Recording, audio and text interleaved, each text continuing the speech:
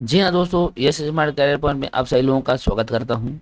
आज हम लोग जो देखने वाले हैं मध्य प्रदेश का सिलेबस। बहुत सारे दोस्तों का एक साथ दोस्तों कि एमपीजी के किस तरह क्वालिफाइड किया जाए सर, जरूर बताइएगा। तो देखिए, मैंने अभी तक जो आप लोगों ने एग्जाम दिया है उस एग्जाम से तो आइडिया हो ही गया है कि पढ़ाई बहुत ही डीप से करना होगा, तभी कोई चीज़ क्वालिफाइड होता है। तो दोस्तों, एमपी पुलिस खासकर अभी जो होने वाला है उसके लिए मैं ये लेकर आया हूँ, क्योंकि मैं उन सारी चीज़ों को बताना चाहता हूँ दोस्तों कि सिलेबस कौन सा क्या है। देखिए दोस्तों, आपको लगता होगा कि ये वाला टॉपिक पढ़ लें, ये वाला आ सकता है, ये नहीं आ सकता। मैं आपको बता दूं, पहले एमपी जीके की एक बेसिक कॉन्सेप्ट समझिए। जब तक आप बेसिक कॉन्सेप्ट नहीं समझेंगे तब तक आपको कोई चीज़ें, कोई भी बड़ी मुश्किल हो सकती है।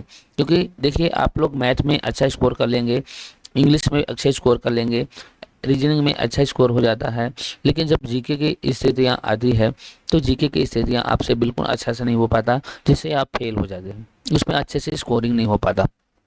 और वही एक बहुत महत्वपूर्ण है दोस्तों, सभी को ये समस्या है। इसलिए अपनी सोच से, सूझबूझ से मैं कुछ आइडिया आपके सामने रिप्रेजेंट कर रहा हूँ। वो हो सकता है आपको बहुत अच्छा लगेगा, तो उसके हिसाब से आप जरूर करिएगा। तो देखिए दोस्तों, अब हम पूरी वीडियो को समझेंगे कि कैसे क्या पढ़ें क्या ना पढ़ें। ये पूरी बात मैं अपने हाथ से लिखी हुई सिलेबस जल्दी जल्दी से मैं आपके सामने रिप्रेजेंट किया हूँ। सबसे पहले एमपीजीके का सिलेबस जो है, पहले तो देखिए सामान्य परिचय। मध्य प्रदेश का जो सामान्य परिचय है, उसमें से 2 से 3 नंबर आने की संभावना बनी रहती है। वो सामान्य परिचय में कौन कौन आते हैं, तो जैसे मध्य प्रदेश का सामान्य परिचय। मध्य प्रदेश का सामान्य परिचय मतलब ये है कि मध्य प्रदेश कितने जिले हैं, कितने संभाग हैं, है ना, क्या कैसा, सारी चीजें जो एक फ्लेक्सिबल पूछा करता है। कितने विकास खंड हैं, कितने जनपद पंचायत, कितने ग्राम पंचायत हैं, है ना, ये सारी चीजें सामान्य परिचय में हम लोग पढ़ते हैं। साथ ही साथ मध्य प्रदेश के पड़ोसी राज्य, जी हाँ दोस्तों, मध्य प्रदेश के पड़ोसी राज्य भी हम इसी के अंतर्गत आता है सामान्य परिचय में, कि मध्य प्रदेश किस राज्य से सबसे ज्यादा सीमा बनाता है, कितने राज्य जिलों से सीमा बनाता है, क्या कैसा, ये सारा ये आपको सामान्य परिचय में पढ़ाया जाएगा।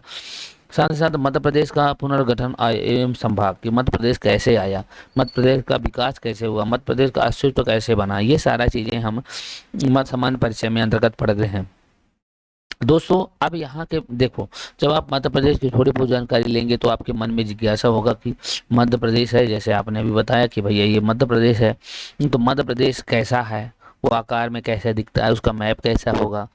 साथ ही साथ तो इसका मतलब है उसके भौगोलिक क्षेत्र को जानने की जिज्ञासा आपको पड़ेगी। जब भौगोलिक क्षेत्र के जानने की जिज्ञासा पड़ेगी, मतलब आपको उसका भूगोल जानना है ना, तो भूगोल पढ़ना पड़ेगा हमें। तो भूगोल के अंतर्गत क्या क्या आते हैं, देखिए, तो मध्य प्रदेश की भौतिक विभाजन, मध्य प्रदेश का विभाजन कैसे हुआ, कब हुआ, उसका विभाजन होने के बाद अब कैसा दिखता है, मध्य प्रदेश पहले कैसा था, ये सारी चीजें। फिर मध्य प्रदेश में कौन कौन सी पर्वतें होंगी भैया, मध्य प्रदेश में पर्वत श्रृंखलाएं क्या है, ये सारी चीजें आपके माइंड में बढ़ेगा। फिर साथ साथ मध्य प्रदेश की भाई भूगर्भिक संरचना की भैया, मध्य प्रदेश की जो चट्टानें हैं, किस चट्टानों से मिलकर हमारा मध्य प्रदेश बना है, कितने प्रकार की चट्टानें होती हैं, आर्कियन युग की चट्टानें कब हुई है, अब कौन सी चट्टानें चल रही हैं, ये सारे कौन से चट्टान के रूपांतर चट्टान हैं, किसके रूपांतर से कौन से चट्टानें बने हैं, ये सारे चीजें जो ना हम भूगोल में पढ़ते हैं। साथ साथ अब देखिए, आपके मन में आता हुआ कि भाई मध्य प्रदेश में कई नदियां बहती हैं, जो हमारे, है ना, सिंचाई का साधन के लिए बहुत महत्वपूर्ण योगदान है, क्योंकि बहुत सारी नदियों से हमारे यहाँ जो है नहरें निकलती हैं, है ना। तो ये सारी चीजें आपके अंतर्गत आएगा कि मध्य प्रदेश की नदियां क्या है, इसको जानना चाहिए, तो ये भी भूगोल में पढ़ा जाता है।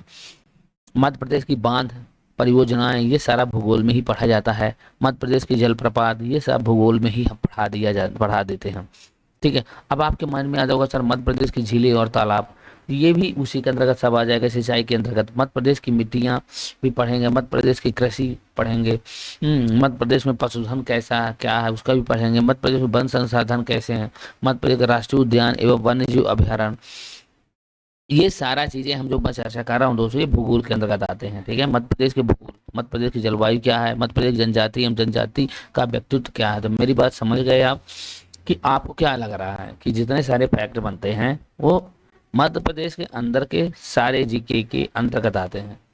अब मैं आपको एक बात बताना चाहता हूँ, मैं इसको आपके सामने रिप्रेजेंट करके ये नहीं दिखाना चाहता हूँ कि ये सारा, देखिए दोस्तों, आप खुद सोचिए, आपके अंदर वो थॉट प्रोसेस विकसित करना चाहता हूँ कि देखिए, ये इनके अंतर्गत जितने टॉपिक मैंने आपके सामने लिखा है, उस सारे टॉपिक के अंतर्गत आप बताइए क्या इससे क्वेश्चन नहीं बनते हैं।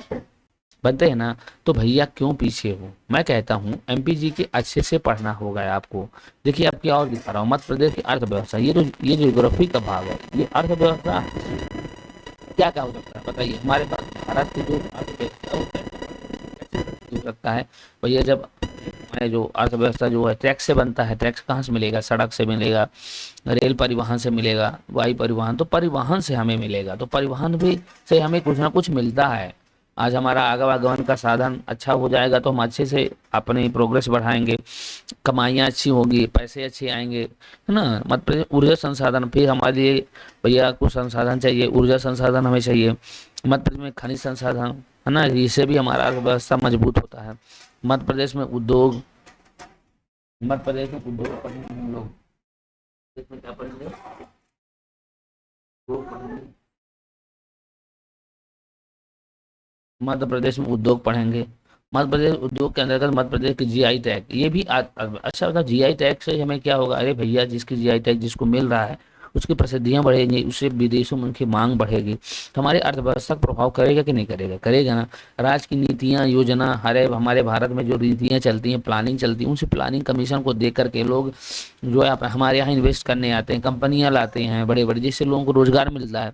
मध्य प्रदेश लोक कल्याणकारी योजनाएं, हर हमारे मध्य प्रदेश में अच्छे से लोक कल्याणकारी योजना बढ़ेगी तो लोगों की आय बढ़ेगा तो अर्थव्यवस्था भी बढ़ेगी। तो ये सारे हम चीजें जो है मध्य प्रदेश की पंचवर्षीय योजनाएं, देखिए मध्य प्रदेश की जो पंचवर्षीय कमीशन प्लानिंग होती है वो भी वहीं से आती है। बजट भी हमारा है, जनसंख्या परिदृश्य भी हमें देखना होता है। तो कुल मिला के आपको क्या लगा कि मध्य प्रदेश में हमें, देखिए अपने मध्य प्रदेश के बारे में जाना, मध्य प्रदेश के भूगोल जान लिया हमने, मध्य प्रदेश भूगोल के बाद आपके दिमाग में आके मध्य प्रदेश का विकास कैसे हो, आगे कैसे बढ़ेगा, तो अर्थव्यवस्था जान लिया। अर्थव्यवस्था से ही हम उसे देखते हैं मध्य प्रदेश कैसे आगे बढ़े, कैसे उसकी जीडीपी जीएनपी बढ़े, है ना। फिर हमारा ऐसे भारत में भी ऐसे ही होता है, यही स्थितियां होती है। तो देखो सोचिए, आपके मन में एक कॉन्सेप्ट डाल रहा हूं मैं कि अपन एमपीजी के एक दूसरे से जुड़े हुए हैं, अगर किसी को एक को छोड़ देंगे तो वो बिना कोई मतलब नहीं है। फैक्ट से कोई चीजें नहीं हो पाती आज के जमाने में। फैक्ट फैक्ट से आप पढ़ाई नहीं कर सकते हैं, फैक्ट फैक्ट से कोई चीजें क्वालिफाइड नहीं कर सकते हैं, इसलिए मैं बता रहा हूँ, ठीक है। इसके बाद हम देखें मध्य प्रदेश की अब राज्य व्यवस्था। अब आपके दिमाग में आता है कि भैया ये सारी चीजें को देख रेख करने वाला कोई एक व्यवस्था होनी चाहिए, क्योंकि भैया ऐसे में तो कोई भी किसी भी चीज को लेकर चला जाएगा, तो इसलिए मध्य प्रदेश की विधायिका होनी चाहिए, मध्य प्रदेश की कार्यपालिका होना चाहिए, मध्य प्रदेश की न्यायपालिका होनी चाहिए, मध्य प्रदेश में पंचायती राज व्यवस्था, मध्य प्रदेश की पुलिस व्यवस्था, ये सारी चीजें होनी चाहिए कि नहीं होनी चाहिए। तो ये सारी चीजें हमारे मध्य प्रदेश के राज्य व्यवस्था के अंतर्गत आती है। तो देख रहे हो एक दूसरे से सारे लिंकेज हैं, एक दूसरे लिंकेज है ना। अब आपको दिमाग में आता है कि सर और क्या इसमें हमारे मध्य प्रदेश के दिमाग में आपको ये आता होगा कि मध्य प्रदेश, आज जो हमारा मध्य प्रदेश है वो प्राचीन समय में कैसा था, क्या कौन कौन से राजा यहाँ आए और उस राजा ने क्या किया, तो ये सारा चीजें हम इतिहास में पढ़ते हैं। तो इसलिए मध्य प्रदेश का इतिहास के भी झलक हम आपको दिखाएंगे। तो देखिए आप ये बताइए, अब अब आप आ जाइए शुरू पे।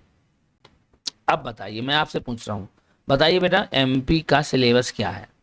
अब आप कहेंगे सर पहले तो हम मध्य प्रदेश के समान परिचय बहुत अच्छे से जानेंगे, फिर हमें भूगोल पढ़ना पड़ेगा मध्य प्रदेश का, फिर सर इसके बाद हमें अर्थव्यवस्था पढ़ना पड़ेगा उसका, फिर सर हम उसका राज व्यवस्था पढ़ेंगे सर, राज व्यवस्था के बाद सर ये सारे चीज़ें हमें पहले कहाँ से मिले, तो इतिहास हमें थोड़ा पढ़ना पड़ेगा। अब बताइए, और इसके बाद फैक्ट में कि कौन खेल में क्या कैसा है।